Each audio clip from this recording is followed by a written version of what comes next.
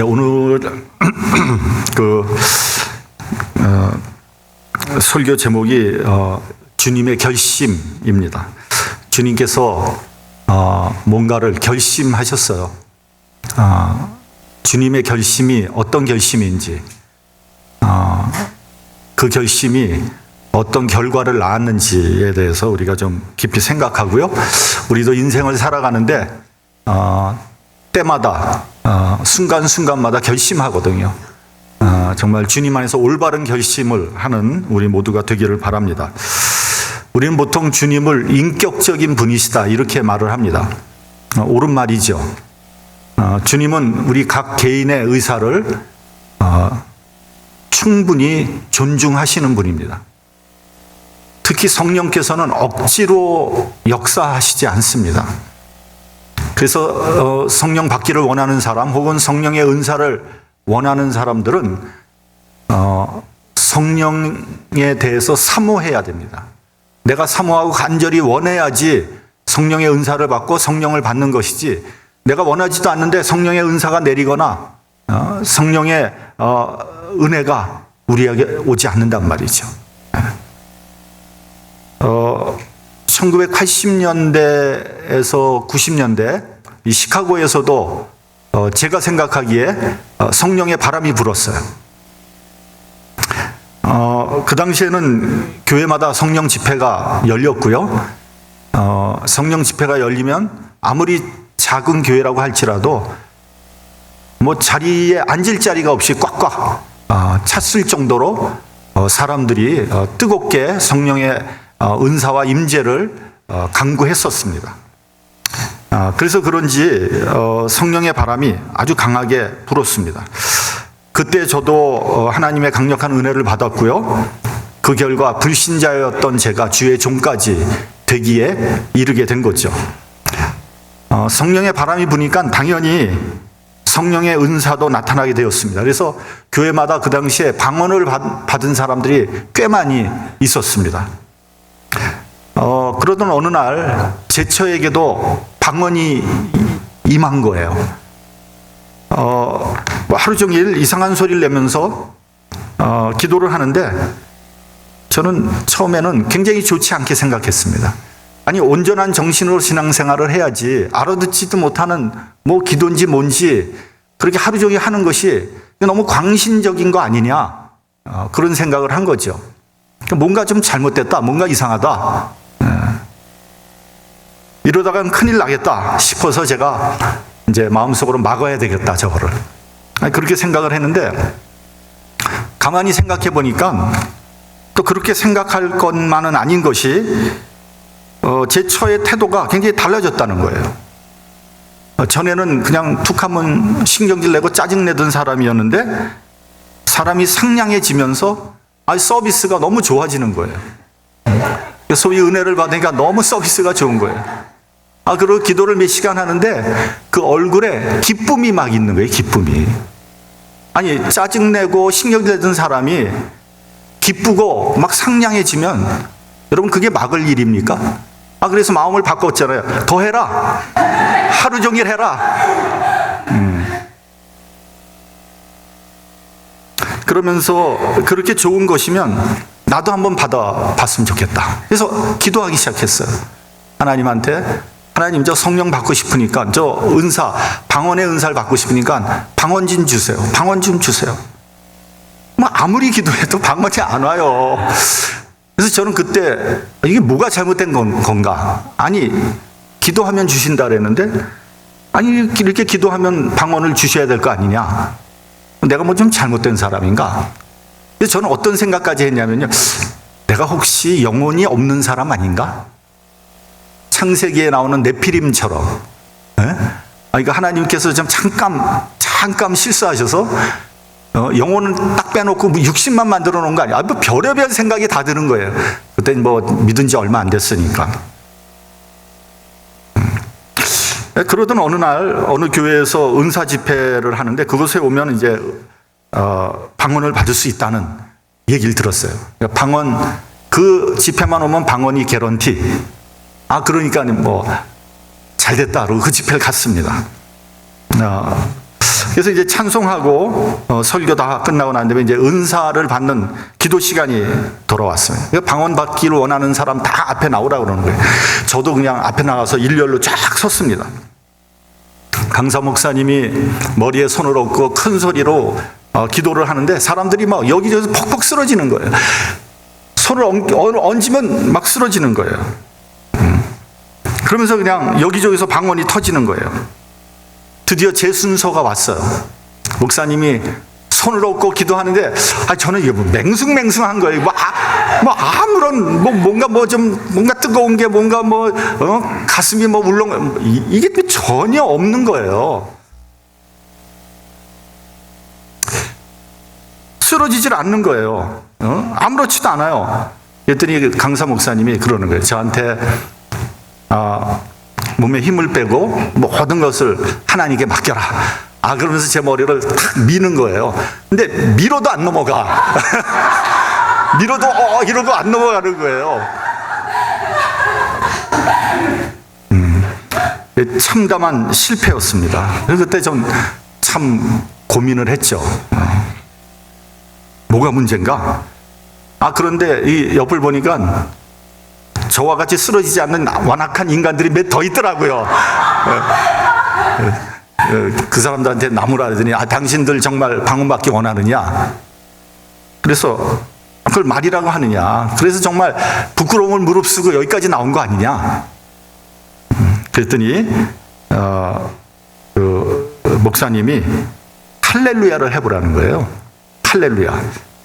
계속 하라는 거예요. 할렐루야, 할렐루야. 언제까지? 방언이 터질 때까지 하라는 거예요. 그래서 제가 그 자리에서 이건 아니다 생각하고 그 자리를 제가 나왔습니다. 무슨 방언의 은사를 받는데 할렐루야를 계속해서 연습해서 방언을 받느냐? 이건 아닌 것 같다.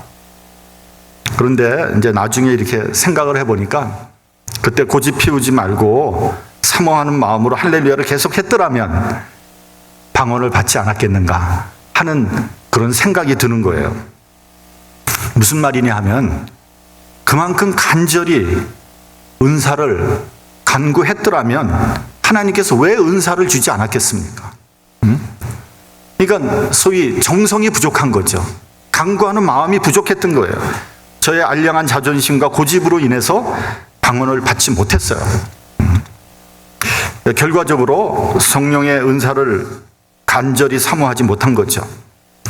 여러분, 인격적이라는 말이 있지만 또 한편에서 그 반대적인 말로 강제적이다 혹은 강권적이란 말이 있습니다. 우리는 흔히 하나님의 강권적인 역사다 이런 말을 합니다. 그럼 인격적인 하나님께서 강권적으로도 역사하나? 라는 의문이 들게 되는 거죠. 이게 서로 좀 모순되는 말이잖아요. 저는 기본적으로 하나님께서 어떤 일을 하실 때 강제적으로 하시는 분이 아니다. 전 그렇게 생각을 합니다. 우리의 결정을 최대한 존중하시는 분이시다 하는 거죠. 그런데 말이죠. 사역자의 마음에 하나님에 대해서 또 복음에 대한 부담감이 있는 거예요. 부담감이.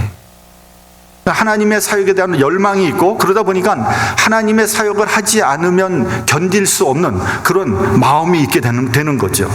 그럴 때 하나님께서 강권적으로 역사하신다는 말을 쓰는 겁니다. 예레미야 20장 9절에 보면 이런 말씀이 나와요. 내가 다시는 여호와를 선포하지 아니하며 그 이름으로 말하지 아니하리라 하면 나의 중심이 불붙는 것 같아서 골수에 사무치니 답답하여 견딜 수 없나이다. 그러니까 여러분, 예레미야는 하나님 말씀을 선포하면서 엄청난 고통과 핍박을 당하게 됩니다. 그래서 이제는 더 이상 그 말씀을 선포하지 않으리라 다짐을 했는데 오히려 내 마음 중심이 불붙는 것 같고요. 골수에 사무치니까 설사 죽는 일이 있다고 할지라도 말씀을 선포하지 않을 수 없다는 고백을 한 겁니다. 그것을 강권적인 역사다 이렇게 얘기를 하는 거예요. 사도 바울은 고린도전서 9장 16절에서 복음을 전하지 않으면 내게 화가 있을 것이다 라고 말했습니다. 그러니까 사도 바울이 이제 너무 힘들었어요. 이제 복음을 그만 전하고 싶었어요. 좀 쉬고 싶었습니다. 그러나 복음을 전하지 않으면 화가 있을 것 같은 그런 마음의 부담감이 있었던 거죠. 여러분, 요나는 어떻습니까? 원수의 나라 니느웨에 하나님 말씀을 전하고 싶지 않았어요. 그래서 그 반대편으로 도망가지 않습니까? 다시스 가는 배를 타고 도망을 칩니다. 도망치다가 뭐 여러 가지 우여곡절 끝에 바닷속으로 빠지지 않습니까? 그 고래가 잡아먹었어요. 근데 고래에서 뱃속에서 부사일생으로 살아나잖아요. 요나의 마음이 어떻겠어요? 아, 이거 하나님께서 나에게 니느웨에 말씀을 전하라고 하는 모양이다. 이런 부담감이 오는 거예요. 그래서 억지로 할 수 없어서 하루 동안 니느웨에 돌아다니면서 건성으로 니느웨가 심판받을 것이다 전하지 않습니까? 여러분, 니느웨라는 성이 큰 성이라서 3일을 돌아다녀야 된다는 거예요. 근데 하기 싫으니까 하루만 돌아다니죠. 근데 그 말씀을 듣고 니느웨 사람들이 회개했다는 거 아니에요. 억지로 할 수 없어서 말씀을 전했는데도 하나님의 놀라운 능력이 나타나게 된 겁니다. 따라서 여러분, 하나님의 강권적인 역사와 인격적인 하나님은 사실은 모순되는 것이 아니라 동전의 양면과 같은 그런 것이다. 이렇게 이해를 하면 될 것 같습니다. 여러분, 사람이요, 어떤 때 강해지고 어떤 때 약해질까요? 뭐 예를 들면 내가 돈을 많이 벌면 강해지고 가난해지면 약해지겠죠. 내가 건강하면 강해지고 병들면 약해지겠죠. 나에게 힘과 권력이 있으면 강해지고 그것이 없어지면 약해지겠죠. 너무나 당연한 얘기예요. 그런데 이런 당연한 얘기가 잘 맞지 않는 경우도 있습니다. 병이 들고 나서 오히려 의지가 강해질 수 있고요. 가난해져서 오히려 믿음이 더 강해질 수도 있고요. 고난과 역경 속에서 내적으로 더 단단해지기도 합니다. 난관과 환난 속에서 오히려 더 큰 용기가 생길 수 있어요.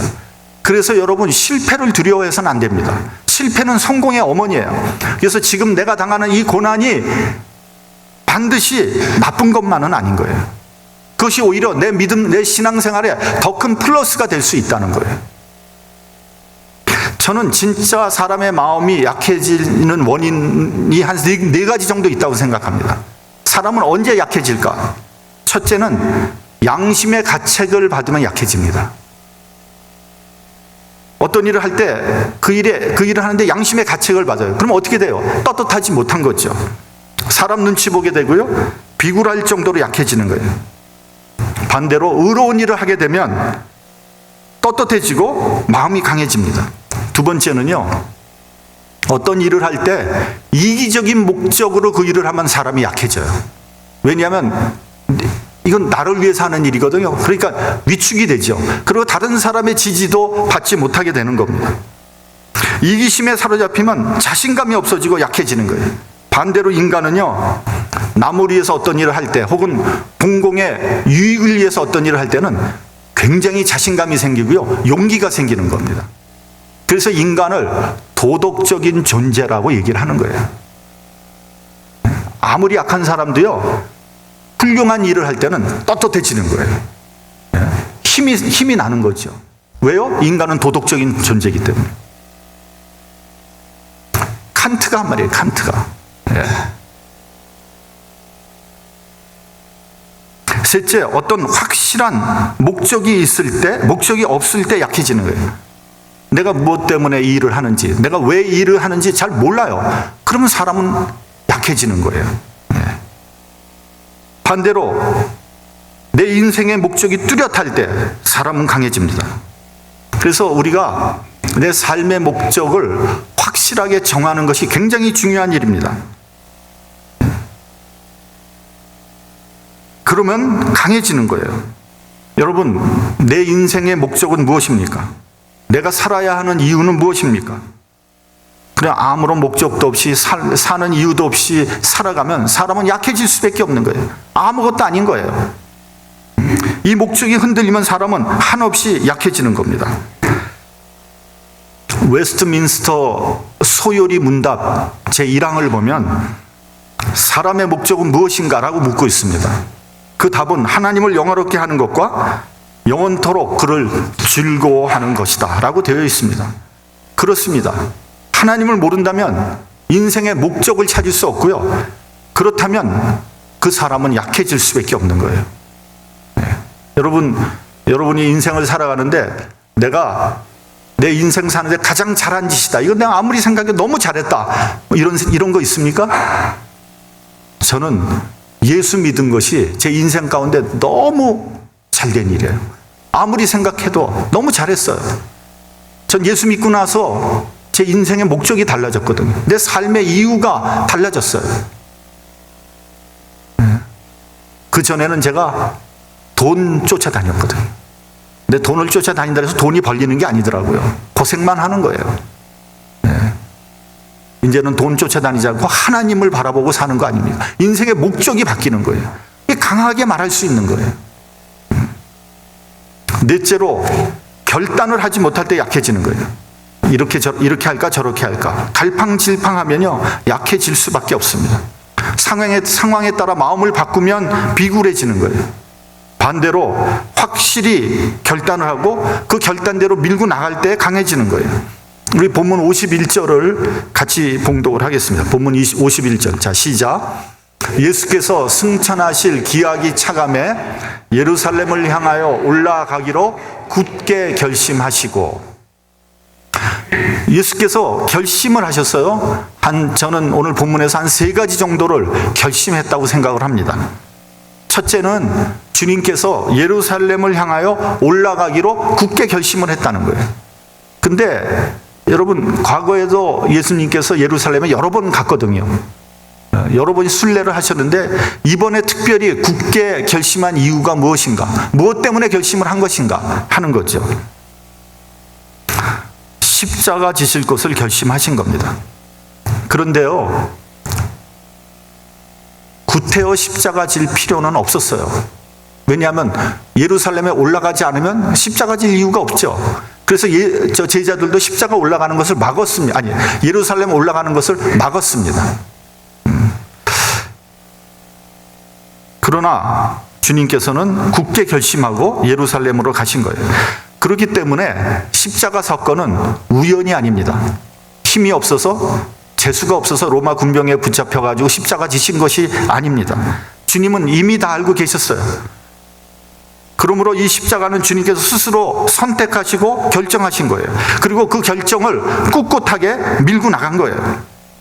예수께서는 예루살렘 공의회에서 예수를 죽이려고 결정한 것도 알고 있었고요. 제사장에게 핍박을 받을 것도 이미 알고 계셨어요. 온갖 수모와 곤욕을 당하고 본디오 빌라도에게 사형 선고를 받을 것도 알고 계셨습니다. 십자가의 고통도 각오했습니다.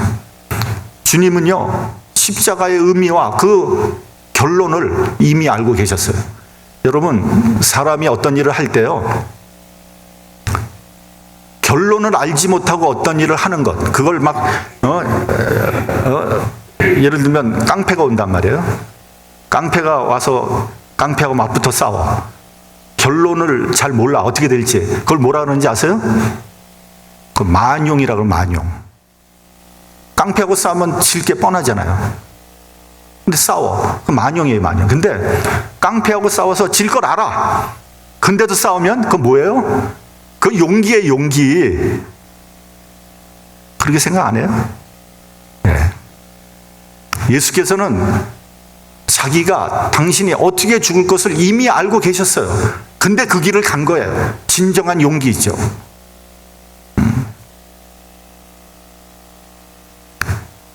주님은 자신의 운명의 마지막을 알고 계셨던 겁니다. 여러분, 제가 여러분에게 묻습니다. 여러분은 여러분의 운명의 마지막을 알고 계십니까? 알고 있어요? 몰라요?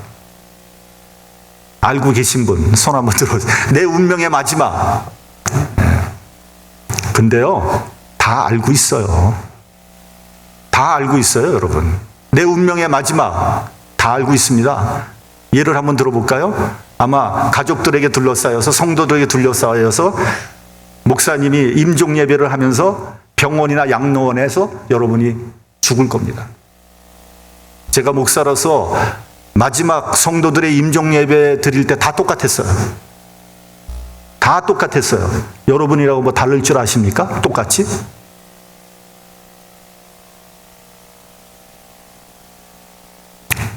따지고 보면, 그렇게 생각해 보면 나에게 남은 기회와 시간이 그리 많지 않습니다. 그러면 나는 무엇을 하면서 어떻게 살아야 할까요? 나의 지식, 나의 힘, 나의 능력, 나의 시간, 나의 재물 어떻게 써야 하겠습니까?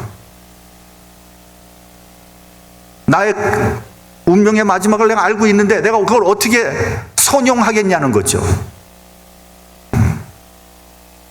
저는 어떤 목사님의 설교를 듣고 감동한 적이 있습니다. 그분이 뭐라 그러냐면 자기는 은퇴해서 선교사가 돼서 선교지에서 죽겠다는 거예요. 어차피 죽을 건데 죽을 때 자식들이 둘러서가지고 병원에서 하얀 시트 위에 누워있는 그 모습보다 선교지에서 죽는 것이 하나님께 영광이 되지 않겠느냐? 옳은 얘기 아닙니까? 제가 그때 감동받았습니다. 둘째, 승천하실 기약이 찼다고 했어요. 시간이 되었다는 거예요. 타이밍입니다. 여러분, 모든 일에는 타이밍이 있죠. 작은 일이든 큰 일이든 개인적인 일이든 공적인 일이든 다 거기에 합당한 시간이 있습니다. 무엇보다도 중요한 건 하나님의 시간이 언제냐는 거예요. 이것이 정말 하나님의 시간인가? 이것이 하나님의 타이밍인가? 그걸 확실히 알아야 되는 거죠. 오늘 제가 교회 나오기 전에 뉴스를 보니까 판문점에서 트럼프 대통령, 그 다음에 김정은 위원장이라고 해둡시다. 위원장, 그리고 거기에 문재인 대통령도 이렇게 또 한 자리 해가지고 악수하고 그러더라고요.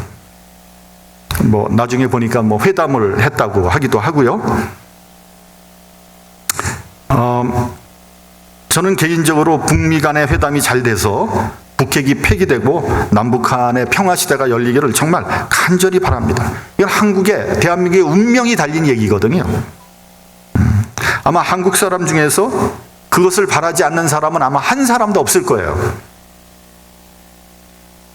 그런데 지금이 과연 하나님의 시간인가 하는 겁니다.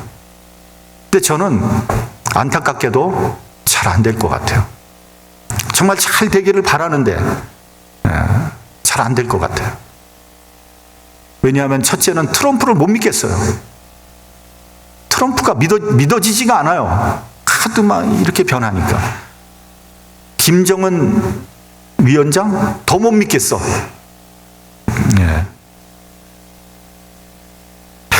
믿을 수가 없어요. 근데 그보다 더 중요한 것은 우리 대한민국이 좌우 이념으로 저렇게 격렬하게 대치하고 있는데 과연 하나님께서 이 문제를 풀어주실까 하는 겁니다. 그래서 아직 하나님의 시간이 오지 않지 않았느냐? 북미 간에 어느 정도 회담을 했다니까 뭔가가 결론이 나오겠죠. 그런데 한국의 자체적인 모순과 대립 때문에 이 문제를 전향적으로 풀어낼 것 같지가 않아요. 먼저 우리 안에서 어느 정도 합의와 협력이 이루어져야 하지 않겠나 하는 생각이 드는 거예요. 우리는 준비도 안 돼 있는데 하나님께서 이 문제를 풀어주시겠습니까? 풀어주면 너무 좋죠.